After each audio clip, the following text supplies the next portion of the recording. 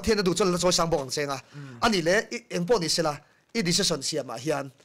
in chir zeu chin dem o in chir chin dem kalau ti ta kher ni o ti hian ina kal thei thom se ti vele mo in chir chin dem chir lo pathian awang chawin kala in chir lo wa tuna hianin kala kal thui lo boka teang an kena nge ka hun ton sel tu chu ka shela wa amara chu e lai sweng do nang nen chuan van ma chang thin khoi mun apo mela ti ke chu ka in hana ve do hin ya ti meang chu chu ne khoi mun apo hianin lali shon ne chuan anom thei se me amara chu san khat chu kan ti teng ka vui ani lawa ka vui lawa e ma se karil ron thil ron lang ve zo kan chu singdar livel hin ei zo ka ron thlenga ka zin hi chuanin ka garachi ka motor dan thin hi kan ya chang hin kal ve fe ngai ki ta transport a be ka da chuanin tihanin leke chinen enging mo present ka nor thlave na kani chuanin zinga khan ne re boka ka ti tamai men ni kum te kha chuan tu nang re kan ho te chuan an noi bi te kan hon thina ante I tu na chuanin eng fakma hon kha nei to si lo kai ma ni thom no hak kami kan lagi kan hon le khani mai sia chuan tin khani amaro chu kangai to thina nakina chuanin mo pathian kan aw ni chuan hebrai je ka kan hebrai bung sapa ka khan I zong tu te na lomman pek mangani ti hen sia kani chu wang chuanin I tu na chuanin ya khovel mi te atanga thlir chuanin ya ashre mak na lang mai thei amaro chu nakina chuan mo hei pathian khoina sa nakuma hianin I kan dam te kan thlengani chuan lati chu ve ka tuma ke mala ta po chung ka siak lang heng he nakina chuan mo nali suwa lo chu moi dang hi mo tu mai kan la mu don lo adik le tok amen thi na kut vot na min man huna chuan mo ka motor hian tang kai na pakhat ma nei to don lo chu ta ka kan focus chhu chu clear to the point milong ai thak chen sok lai lai nakina chuan thi na kut vot na min man huna chuan mo lali suwa chau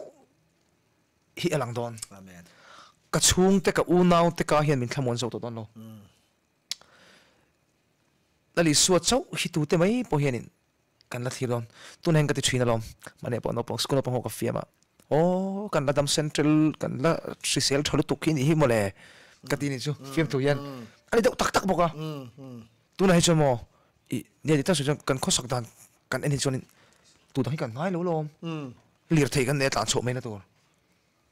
pocket money pai cho me tur kan nei boka ngai song kan nei boka ani le ma chon ngai to chon ne khove le chu lo nom don ni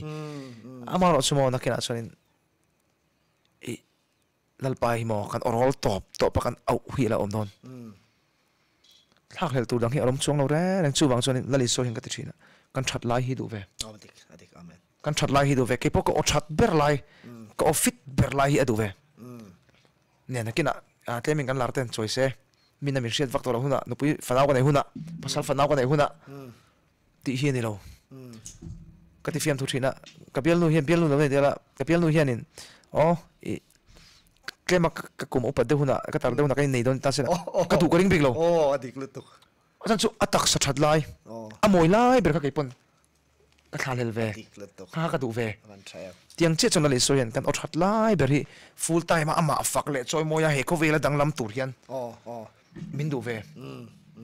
va thaya ko thera po khoi muna po lali so hian athu au cho puya ama fak choi moi tur hian kan othat lai ber hi min du ve amen chu ka mu chiang lu to ko le chu van thaya tu na po nga te gospel ai lu isoi ka mangai ber lo hallelujah amen sum dang sum le thil dang song ai isoi ka mangai nga tinge mai chia nu pui te hian mo annulat na kalsana pasal anom von an pasal tur te khamo a khovela an mangai ber ta na an dam chunga nung to turin an vat lu thin nulat kha rem to lo ti dan ni lave du chonin la nei lo na la nular reng thailom amar chu apmangai ber ta khan nun ve du to amen apmangai ber ta khanin van thaya I atak sa that lai kha pek ve du chu khovela po te khinan ka mang thin ni chu adik le tok ani le anulat laya a thian komte anulat laya a thil ti thin te kha aswal ne aswal na pakhat ma omlo amara chu china ka soeng khanin dam chu ngata na pasala vuana a mangai ber helaya a mangai ber tan khan nun sak adu to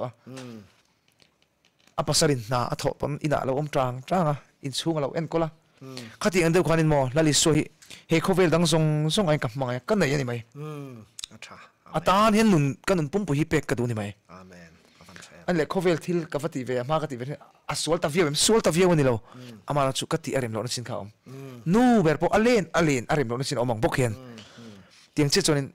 i zong lui te fa mu fo kharem lo oh rem lo ho tiang khanin e ke po lani suatan e katang lam ngam ve ngai mi zinga po in nei zung pun an thel ngai lo bokin ke pon mi zinga po pathian fakki ka thul thelo amen avan thaya tiang che chonin lani suatan hin thalai puite lo dang lam ngam ola mi hlang lo ni ngam ro ni kha kan khara nge are safa han thaya zanin chu min khoi tak zet i thu sei ho in mo